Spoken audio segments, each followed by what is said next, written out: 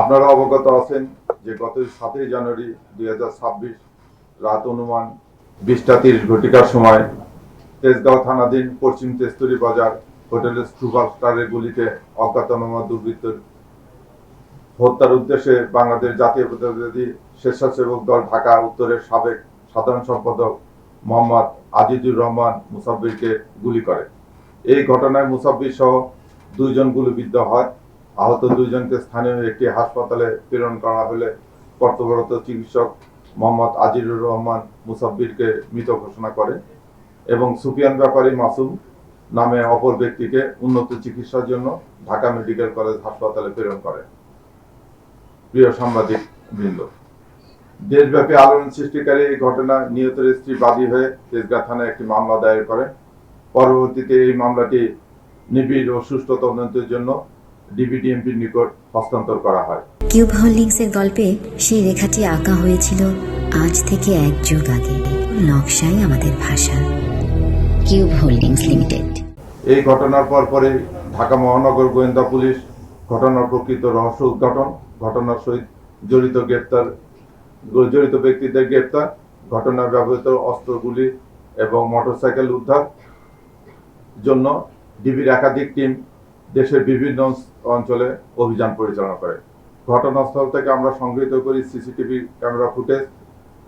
এই ফুটেজ এবং তথ্য প্রযুক্তির বিশ্লেষণ প্লাস আপনাদের মিডিয়ার যে কর্মীরা আছেন তাদের যে তথ্য উপাত্ত এগুলো বিশ্লেষণ করে আমরা একাধিক টিম রাজধানী ঢাকা, মানিকগঞ্জ, ময়মনসিংহ, নেত্রকোনা জেলায় ধারাবাহিক অপারেশন পরিচালনা করে এবং এই ঘটনার সাথে শুটিং ইনসিডেন্টে সরাসরি জড়িত থাকায় শুটার জিন্নাত, সমন্বয়কারী এই ঘটনা যে সমন্বয় করেছিল সে বিল্লাল, তারপরে ঘটনা সংগঠনের পর তাদের আত্মগোপনের সহায়তাকারী আব্দুল কাদের ও ঘটনায় যে রেকি করেছিল সেই রিয়াজকে গ্রেপ্তার করি। এ ব্যাপারে আপনারা অবগত আছেন।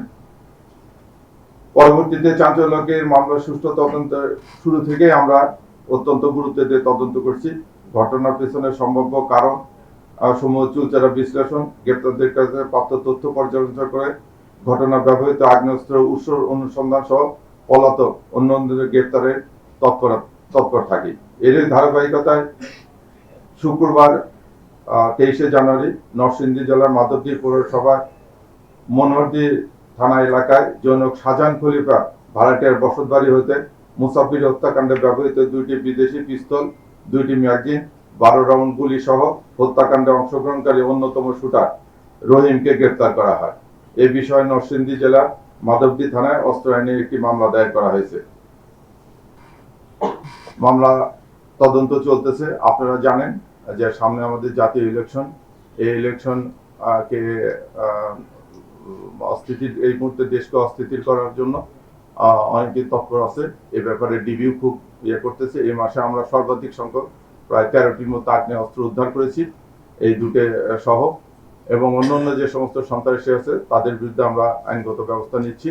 এতে চাঁদাবাজি এবং দখল, জানেন কারণ বাজার একটা জায়গা, ব্যবসা প্রতিষ্ঠান, খুব আমাদের কাছে বাজারের একটা বড় জায়গা, ওখানে সাধারণত ওটার দখল বাণিজ্য এবং চাঁদাবাজি কেন্দ্র করে এই হত্যাকাণ্ড সংঘটিত হয়েছিল। আমরা প্রাথমিক তথ্য পেয়েছি চাঁদাবাজদের আসলে কোনো দল নাই। আমরা প্রাথমিকভাবে করে দেখছি প্রায় 8-9টা গ্রুপ আছে ওখানে, বিভিন্ন নামে নামে তারা চাঁদা তোলে। এখন এই সিন্ডিকেটটা ভেঙে দেওয়ার আমরা চেষ্টা করতেছি। আমরা অচিরে এটা নিয়ে অপারেশন করবো।